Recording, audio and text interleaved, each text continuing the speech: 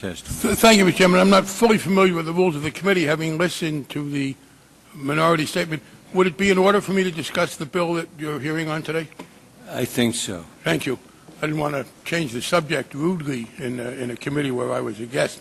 It is true that the House did pass by a large majority a bill to ban Internet gambling. Then many of my colleagues began to hear from the hardworking, honest Americans who said, "Why are you presuming to tell me what to do with my money?" And I can tell you that many, many members have reconsidered that. I will also add that that bill became law because the Senate fooled us. It acted quickly. I know that many of the members in the House voted for that bill, assuming that, like many other bills, it would die in the Senate.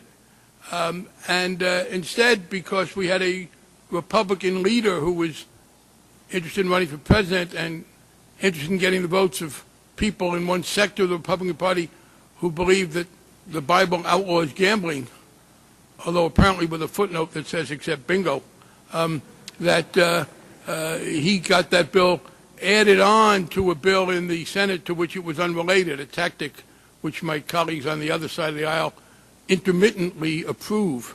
And when that became law, it came law to the consternation of many. And I will tell you, yes, it is now illegal. My committee will be voting on a bill in July to legalize this, and we do not believe that this is a case where prohibition works. We are not talking about an activity that harms others, where we properly step in. We are talking about a decision by adults to do what they want to do with their own money. I hear a lot from my Republican colleagues about government not being the nanny, government not being too intrusive. Well, when you tell a 25-year-old man who wants to play poker on the Internet with money he has earned that he can't do it, that it's illegal, what is that?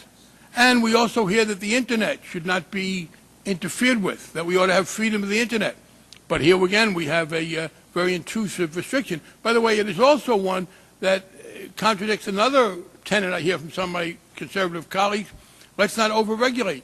The way in which this bill now operates, this law, is to impose on the banks of America an unmeetable burden, as they have told us. It says that they are responsible for blocking any credit card payment or other payment over the wire from their bank that goes for gambling, with no way for them to tell. So yes, I am going to try to repeal it. And then the question is this. We do know that gambling will go on in America because the people who gamble are doing it voluntarily, and they're not going to report themselves to the police. It's not as if someone was robbed or assaulted or in other ways interfered with, and they would go to the police and said, "Please help me." So the question is, should we continue to give to those who gamble a total immunity from taxation?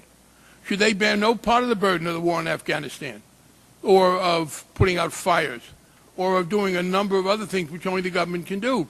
I am very impressed with the work done by my colleague, Mr. McDermott. He took the initiative in this piece of it.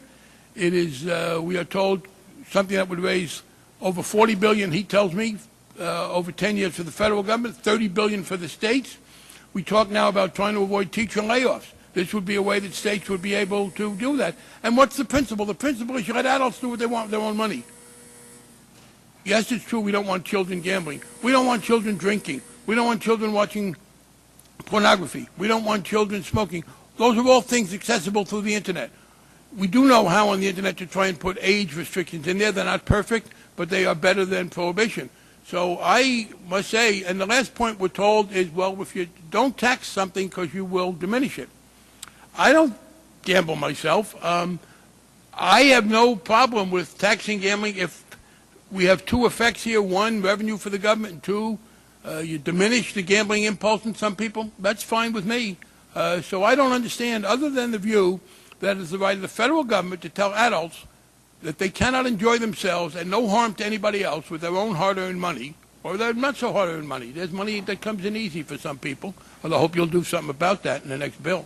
But I do not understand this, and I think what the gentleman from Washington has is a very sensible way to deal with it. I should say we have safeguards in our bill. I'm very pleased that my co-sponsors include Ron Paul, and maybe people on the other side can be listening more to the Pauls these days. And secondly, Mr. Peter King, the former chair and the current ranking Republican on Homeland Security, who's worked very hard to refute any notion that this will lead to money laundering, terrorist activities, etc. I think the presence of Mr. King and Mr. Paul as co-sponsors indicates how serious we are.